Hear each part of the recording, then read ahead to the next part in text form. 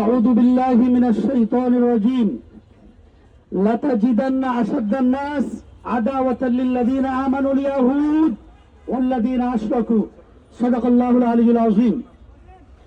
সম্মানিত উপস্থিতি, আমরা কেন এখানে এসেছি আমরা সকলে জানি।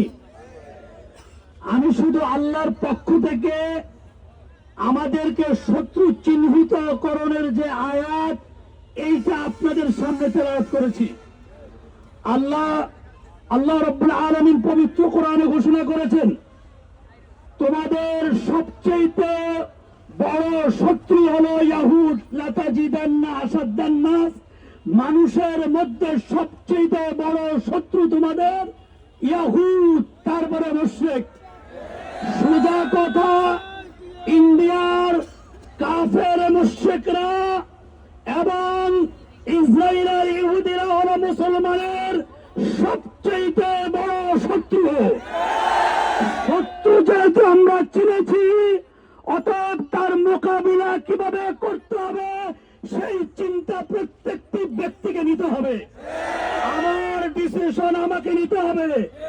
আমার কোন পথে গেলে শত্রু নিধন হবে সেই পথ আমাদেরকে বেছে নিতে হবে। শত্রুদের যত পণ্য বাংলাদেশে আছে সব কিছুকে আমরা প্রত্যাখ্যান করলাম এবং আমাদের মাঝে যারা জিহাদে যেতে চায় বাংলাদেশ সরকারের কাছে আমরা আবেদন করব, তারা যে কোনো কিছুর বিনিময়ে জিহাদে যাওয়ার অনুমতি, এই অনুমতিকে বাস্তবায়নের ব্যবস্থা করবে। আমরা যারা মুজাহিদ তালিকাবদ্ধ হয়ে আমরা জিহাদে যাওয়ার জন্য এই দেশ থেকে আমরা আন্দোলন শুরু করব। কালকে যে লং মার্চের ডাক দিয়েছে গাজা উপত্যকার দিকে, এটাই হলো আমাদের সূচনা। অতএব আমরা কেবল কালকে সূচনা করেছি, এরপরে সকল প্রক্রিয়া বাস্তবায়ন করতে হবে গাজা পর্যন্ত যাওয়ার। যারা যারা যেতে চান হাত তুলে আল্লাহকে দেখান। নারায়ে তাকবীর, আল্লাহু আকবার, নাসরুম মিনাল্লাহি ওয়া ফাতহুন করিম।